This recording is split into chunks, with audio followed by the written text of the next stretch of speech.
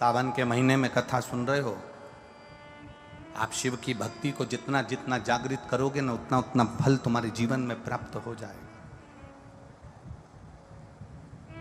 बारिश का समय चल रहा है। एक बेलपत्र आप अगर शंकर भगवान को रोज चढ़ाते हो, एक बेलपत्र शिव जी को रोज समर्पित करते हो, तो मन में एक संकल्प इस बारिश के मौसम में, इस सावन के महीने में एक संकल्प भी तुम्हारे भीतर आना चाहिए कि एक बेलपत्र अगर मैं शंकर भगवान को चढ़ाती हूं, मैं जिंदा हूं, तब तक तो देवादिदेव महादेव को बेलपत्र चढ़ाऊंगी, पर मेरे मरने के बाद मेरे बच्चों ने, मेरी बेटी ने, मेरे दामाद ने, मेरे बेटे ने, मेरी बहू ने, पोता पोती ने शंकर जी पे बेलपत्र नहीं चढ़ाई तो मरने से पहले ऐसा काम कर जाना, जैसे बीमा कर जाते हो तो बीमे की रकम तुम्हारे घर के लोगों को मिलती है, जमा तुम करते हो, रकम तुम्हारे परिवार वालों को मिलती है, उन परिवार वालों का भला कर जाते हो, उसी तरह एक भला अपना भी कर जाना और संसार सागर का भी कर जाना।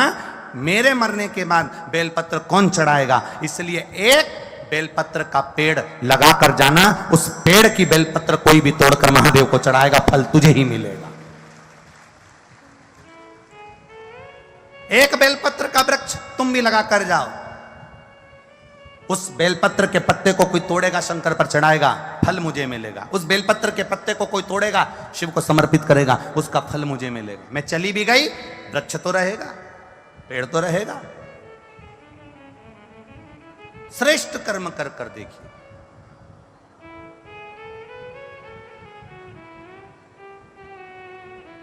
और जब श्रेष्ठ कर्म हम करेंगे तो उसका सुख हमको मिलेगा, निश्चित प्राप्त होगा। ये जो पीठिका होती है, इस पीठिका में एक देखो, इसको इससे समझो। ये जो पीठिका है, ये पीठिका माता पार्वती जी का हस्त कमल है। इस पीठिका, ये भगवान शंकर का शिवलिंग हो गया। ऊपर से जो जलाधारी में से एक एक बूंद पानी नीचे टपकता है, वो भगवान शंकर की 5 बेटियां जया, विषहरा, श्यामली बारी, दौतली और देव। और इस पीठिका के सम्मुख में जहां से पानी नीचे गिरता है, जहां से ये जो भाग आगे जाके होता है, जहां से पानी नीचे गिरता है, इसके राइट में श्री गणेश जी, लेफ्ट में श्री कार्तिकेय जी, और मध्य में एक मोटी सी, प्रत्येक शंकर के शिवलिंग की जलाधारी में एक मोटी सी बीच में एक लाइन होती है, मोटी सी। वो स्थान अशोक सुंदरी का होता है। वो स्थान अशोक सुंदरी का होता है, उसको अशोक सुंदरी का स्थान।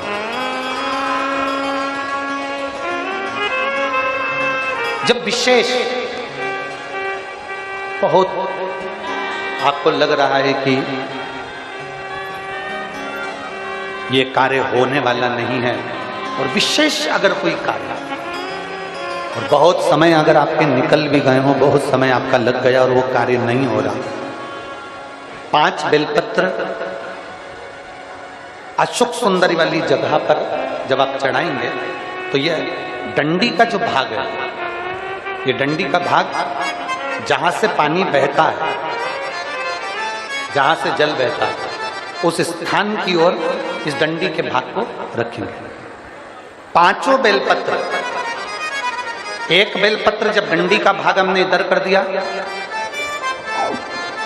थोड़ा समझ लें अच्छे से, जैसे ये जलाधारी समझ लो, एक बेलपत्र अपन ने रखी, डंडी का भाग जहां से जल बह रहा है उस ओर है।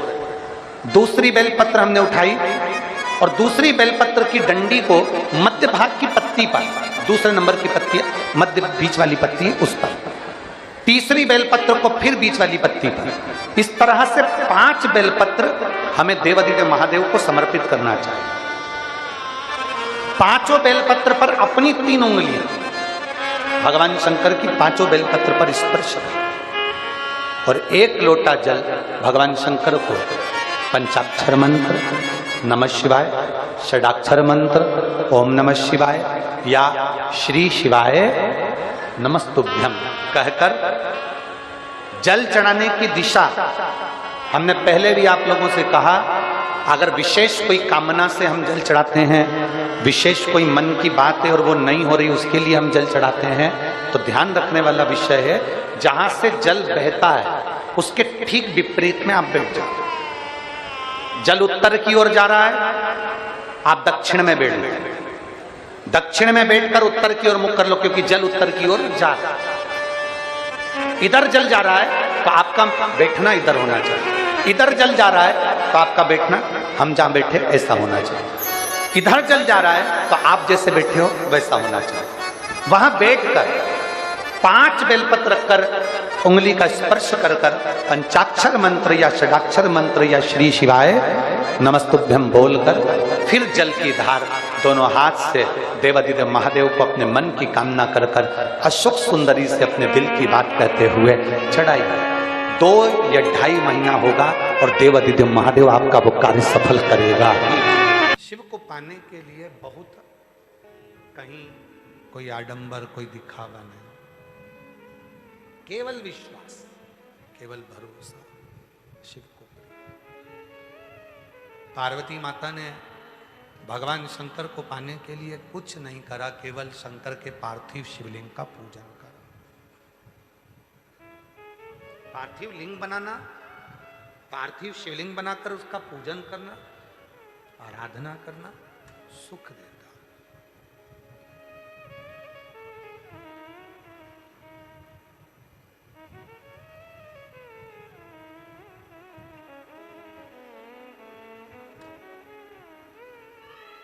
जैसे शिव जी का एक नाम है ब्रह्मेश्वर महादेव,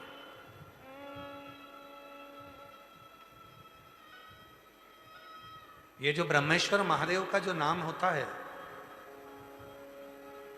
कई लोग कहते हैं हमारा बच्चा डिप्रेशन में पहुंच गया, हमारी पत्नी डिप्रेशन में है, हमारा पति डिप्रेशन में है, नींद की गोली खाना पड़ रही है, सुस्त सुस्त रहते हो, डिप्रेशन में चल रहे हो, टेंशन दिन रात दिमाग में चलता रहता है। वो चिंता को मिटाया कैसे जाए?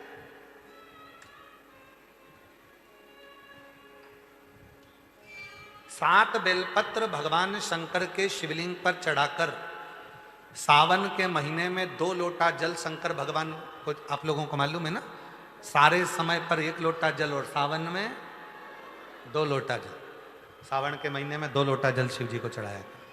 और अगर चिंता ज़्यादा है, टेंशन ज़्यादा है, डिप्रेशन चल रहा है, गोलियों पर गोलियां खाना पड़ रही है, बीपी की गोलियां बार बार खाना पड़ रही है, तो ब्रह्मेश्वर महादेव का नाम लेकर शिव पर 7 बेलपत्र चढ़ाकर, और अगर 7 ना हो तो 5, 5 ना हो तो 3 बेलपत्र शिव को चढ़ाकर दोनों हाथों के लोटे का जल धीरे धीरे शिव जी पर चढ़ाएं, और उसी में से थोड़ा सा जल लेकर जो बहुत टेंशन में हो, डिप्रेशन में हो, चिंता में हो, उसको उस जल का आचमन कराना प्रारंभ करो।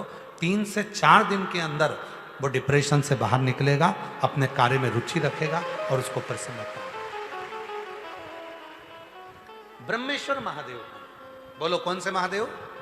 ब्रह्मेश्वर। बोलो ब्रह्मेश्वर महादेव की। पार्थिव शिवलिंग के निर्माण को माता पार्वती जी ने किया और उसका फल मां जगत जननी जगदम्बा अंबा को प्राप्त हुआ। पार्थिव पार्थिव पूजन कभी भी खाली नहीं जाता, कभी खाली नहीं जाता। पार्थिव पूजन अगर किसी ने करी है तो खाली नहीं जाएगा। आप लोग 11 अगस्त को जो सावन की शिवरात्रि है, उस दिन जब आप शाम को 7 बजे पूजन करें, भले आपकी थाली में पूजन का सामान हो ना हो, केवल पार्थिव शिवलिंग बनाकर बैठ जाओ। जब हम जल चढ़ाएं, आप भी साथ में जल चढ़ाओ। धीरे धीरे बाबा को बस दिया लगाकर बैठ भी गए, कुछ भी नहीं है तो भी बेलपत्र पत्र चढ़ाकर अगर जल चढ़ाओगे साथ में, तो निश्चित है कि पार्थिव पूजन का फल तुमको प्राप्त जरूर है। किसी किसी के यहाँ आज भी सिंदूर नाक से भरा जाता है तो मांग के मध्य तक भरा जाता है। आज भी शिवजी ने जब मांग में सिंदूर दिया, वो सिंदूर नासिका पे आकर गिरा, नासिका। और जब नासिका पर आकर गिरा, अब देव अधिदेव महादेव ने कह दिया, सुनो पार्वती, आज मैं संसार की प्रत्येक नारी को एक वर देता हूं कि नारी चाहे छोटे से बच्चे के कपड़े धो ले, नारी चाहे अपने घर के बुजुर्ग के कपड़े धो ले, नारी चाहे झूठे बर्तन मांज ले, नारी चाहे अपने पति के झूठे बर्तन मांज ले, कपड़े धो ले, सारा काम कर ले, उसके बाद भी नारी अगर एक क्षण के लिए मेरे मंदिर तक आ रही है तो वो कभी अशुद्ध नहीं हो सकती, वो शुद्ध की शुद्ध ही है, वो अशुद्ध नहीं है, उसमें अशुद्धता का भाव नहीं। आज के जमाने में बहुत बड़ा बड़ा आडंबर हो गया, शिव जी को हाथ मत लगाना, इस मंदिर में प्रवेश मत करो, इस मंदिर के अंदर कोई जा नहीं सकता, शंकर जी को कोई हाथ नहीं लगा सकता, भगवान को कोई छू नहीं सकता। हे भाई, शिव पुराणों को अगर अच्छे से अध्ययन करो तो स्वयं देव अधिदेव महादेव कहते हैं, जब मेरे पास में मेरे भक्त आते हैं, उनको देखकर जो मेरे चेहरे पर प्रसन्नता आती है, वो मुझे फूल चढ़ाने से भी नहीं आ सकती, वो मुझे फूल चढ़ाने से। ये तो अब जब मंदिर हो सारे के सारे शंकर जी के मंदिर में भक्तों का जाना चालू हो गया, तो अब लोगों ने थोड़ा सा ये क्रम चालू कर दिया, शाम को भगवान का श्रृंगार हो जाता है, हम जल नहीं चढ़ाने देंगे, शाम को शिव जी को पानी मत चढ़ाना, शाम को शंकर जी को जल मत चढ़ाना। ये अब चालू हुआ। पहले तो मेरा भोला बाबा पेड़ के नीचे बैठा है, होटले पर बैठा है, दरवाजा भी नहीं है, मंदिर भी नहीं है, खुले आसमान में बैठा है, रात दिन सुबह शाम जब तेरी मर्जी पड़े तब तेरे बाप के पास आ, तब तेरे शिव के पास आ, जब तेरा मन हो। एक पूजन आपको बताई थी, एक उपाय आप लोगों को बताया था, रात्रि के 9 बज के, जम के बोलो 9:15 वाला, वो ऐसा शस्त्र है, अब कई लोग उसका विरोध भी करें, सीवर वाले बाबा तो हर कुछ बता देते हैं, रात को 9:15 पर शंकर जी को जल चढ़वा रहे हैं। हे भाई, पेट दुखेगा ना तो बच्चा अपने पापा और मम्मी से ही कहेगा, बच्चे को दर्द होगा तो वो अपने माँ बाप से कहेगा, दरवाजा बजाएगा, पापा मम्मा आई, दरवाजा बजा। ये संसार का मनुष्य का बाप देव अधिदेव महादेव है, जब इसको दुख आएगा तो कहां जाएगा, किससे कहे, किसको बोले।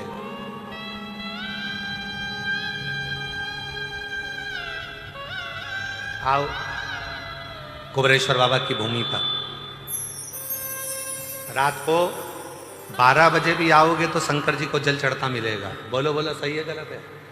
1:30 बजे रात को भी आओगे तो शिव जी को जल चढ़ता मिलेगा, 2 बजे रात को भी आओगे तो शिव जी को जल चढ़ता मिलेगा, 3:30 बजे रात को आओगे तो शिव जी को जल चढ़ता मिलेगा, 6 बजे भी आओगे तो जल चढ़ता मिलेगा, दिन भर जल चढ़ता मिलेगा। 24 घंटे बाप का दरवाजा अपनी औलाद के लिए खुला की खुला है, वो आएगा।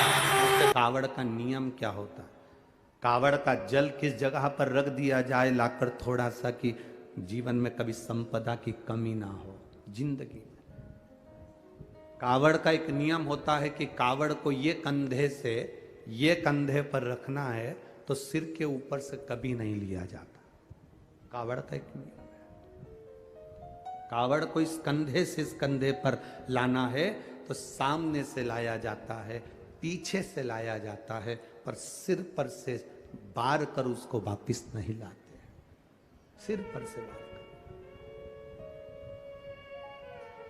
कावड़ का एक नियम होता है, जिस नारी का, जिस व्यक्ति की संतान नहीं होती है, उसको कावड़ यात्रा करने से पहले अपनी गोदी में धान चावल को भरना पड़ता है गोदी में। उसको जब तक महादेव के दरवाजे तक नहीं चली जाती, जब तक उसकी गोदी में वो धान चलते चलते उसकी झोली में वो हिलता रहता है, कावड़ का जल उसके कंधे पर रहता है। और जब वो कावड़, जिसकी औलाद नहीं, संतान नहीं, जब वो कावड़ का जल महादेव को चढ़ाती है तो पहले जल समर्पित करने के बाद फिर चावल के दाने बाबा के उस शिवलिंग पर समर्पित करती है कि बाबा मेरी गोदी में तू यहाँ तक लेकर आया है, ये गोदी खाली मत छोड़ना, मेरी गोदी भर देना, भले 25 साल हो गए। कावड़ यात्रा का नियम है, सिर पे से बार कर वापिस नहीं आती, सम्मुख से कावड़ निकल जाती। लंकाधिपति रावण को सुध पड़ी जब तुमरुका जी ने कहा जाओ लंकेश, अगर तुम चाहते हो कि शंकर के शरीर में गंध पहुंची है उस विष की गंध को समाप्त करना है, तो तुम जाकर महादेव को जल अर्पित करो सावन के महीने में। उसी को हमारे यहां कावड़ कहा गया। अब विश्वास, भरोसा, दृढ़ता, शिव के प्रति जागृत कर कर चलते हैं। जब दो चीजों का स्मरण होना चाहिए, एक, अपने घर से निकलते समय दरवाजे के बाहर 2 स्वस्तिक बनाकर अवश्य आए। 2 स्वस्तिक बनाकर अवश्य आए। कावड़ियों का नियम होना चाहिए, घर से जब निकलें 2 स्वस्तिक दरवाजे पर बनाकर आना चाहिए। जिस समय आप कावड़ का जल चढ़ाकर वापिस घर की ओर जाएं तो वो 2 स्वस्तिक जो तुमने बनाए हैं उस पर कावड़ का जल छींटना अवश्य चाहिए। उस घर से लक्ष्मी कभी समाप्त नहीं होती, उसमें भरी रहती है। कावड़ियों का स्मरण में आना चाहिए। जब जल भरने जाओ तुम्हारे दरवाजे पर स्वस्तिक बना होना चाहिए।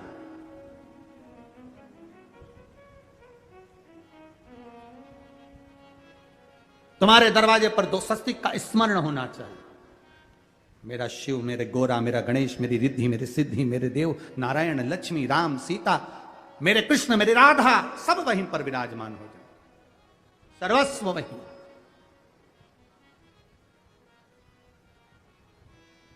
कावड़ियों को स्मरण होना चाहिए। और कावड़ियों को इस बात का भी स्मरण रखना चाहिए कि अपनी कावड़ यात्रा, जैसे सीहोर में तो 10-11 किलोमीटर की है, सीहोर सीवन नदी से जल भरा और 11 किलोमीटर दूर बाबा कुबेर भंडारी को चढ़ाया।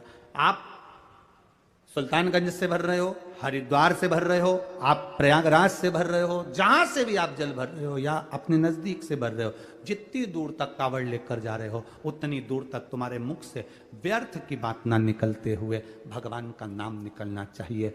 बोल बम का नारा है बाबा, बोल बम, बोल बम, बोल बम, बोल बम। मेरी जितनी जीजियां बैठी हैं, जितने मेरे जीजा बेटे हैं, जितनी मेरी बेटियां बैठी हैं, जितने मेरे बेटा बेटे हैं, जितने मेरे बुजुर्ग माँ बाप बैठे हैं, सावधानी से सुनिएगा। और जो आस्था चैनल पर, फेसबुक, यूट्यूब पर, सोशल मीडिया पर इस पवित्र कथा को सुन रहे हैं, वो भी सावधानी से सुन।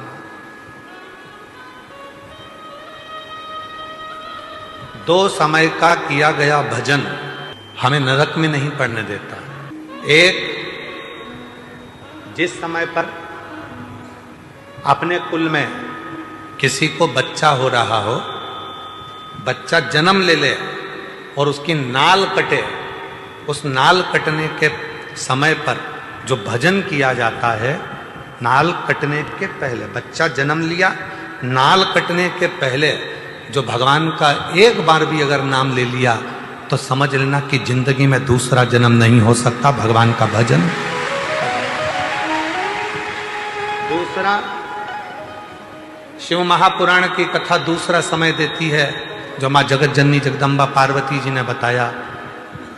जिस समय पर संसार का मनुष्य अपने घर से जल लेकर, जैसे मां पार्वती जी नदी से जल भरकर, सरोवर से जल भरकर, बावड़ी से जल भरकर पार्थिव शिवलिंग का पूजन करने के लिए जाती थीं, जिस समय पर संसार का मनुष्य अपने घर से जल भरकर शंकर के मंदिर तक जाता है, जितनी देर उसके हाथ में कलश रखा रहता है पानी का, उतनी देर अगर उसके मुख से 2 बार भी शिव का नाम निकल जाता है तो फिर संसार में उसका जन्म नहीं होता, वो शिव का।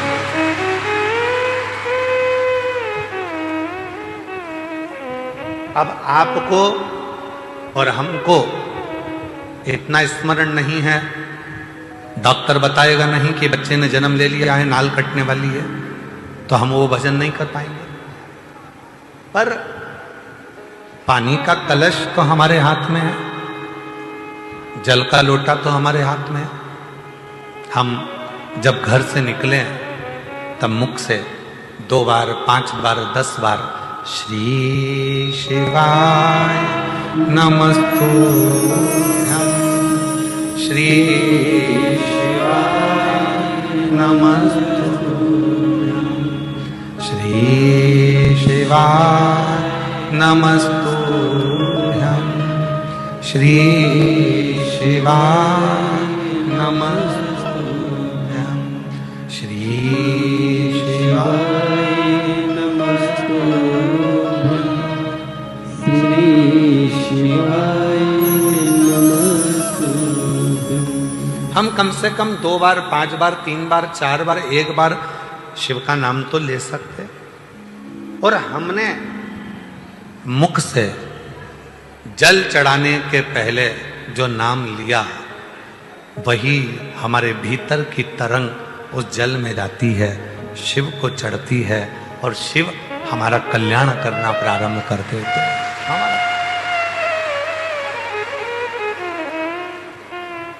कितना सुंदर कहा है। शिव महापुराण के अंतर्गत वेद व्यास जी कहते हैं, जब जल चढ़ाने के लिए शिव के मंदिर जाओ, घर का पूरा काम कर लो, बच्चों को स्कूल भेज दो, पति का टिफिन बना दो, बुजुर्ग माँ बाप की सेवा कर लो, बुजुर्ग माता पिता को दवाई देना है तो दवाई दो, भोजन देना है तो भोजन दो,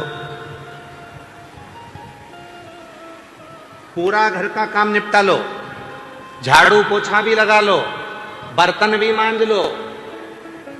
और जिस समय 24 घंटे में से भी अगर 1 मिनट तुम्हें दिखे कि ये मेरा 1-1.5 मिनट खाली है, उस समय पर 1 लोटा जल भरो और शंकर के पास पहुंच।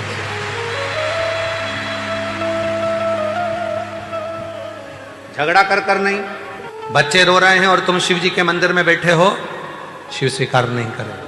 पति आवाज लगा रहा है कोई काम के लिए और तुम शंकर के मंदिर में बैठे हो, स्वीकार नहीं। घर के बुजुर्ग माँ बाप दवाई के लिए घर पर बैठे हैं और तुम शिव के मंदिर में बैठे हो, स्वीकार नहीं हो। ये स्वीकार। बर्तन मांज लिए, भोजन बना लिया, सब्जी रोटी बना ली, सारा घर का काम कर लिया। अब कई लोग कहते हैं गुरुजी हम तो अशुद्ध हो जाएंगे, हम तो अशुद्ध हो जाएंगे। ए मेरी जीजियों, भगवान शंकर ने जब माता पार्वती जी के साथ में 7 फेरे लिए, 7 फेरे, और फेरे होने के बाद जब माता पार्वती जी के मांग में जब सिंदूर भरा गया, वो सिंदूर जब मांग में भरा जा रहा था, वो सिंदूर नासिका पे आकर गिर रहा था। किसी किसी के यहां आज भी सिंदूर नाक से भरा जाता है तो मांग के मध्य तक